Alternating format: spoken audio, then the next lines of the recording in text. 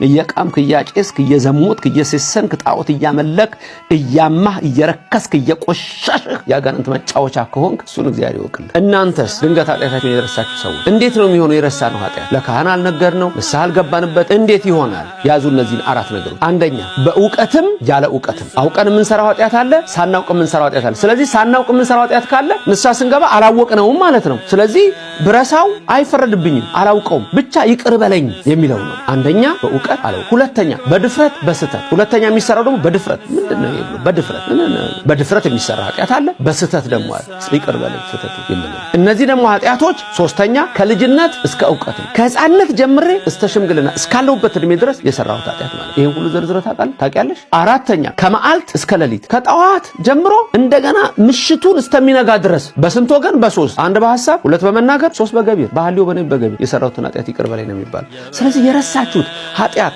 ካለ ይቅር በለኝ ካላችሁ ብቻ በቂ ነው። ንስሐ ከገባችሁ በቂ ነው። ቸር አምላክ፣ ይቅር ባይ አምላክ፣ ሩህሩህ አምላክ አላችሁ።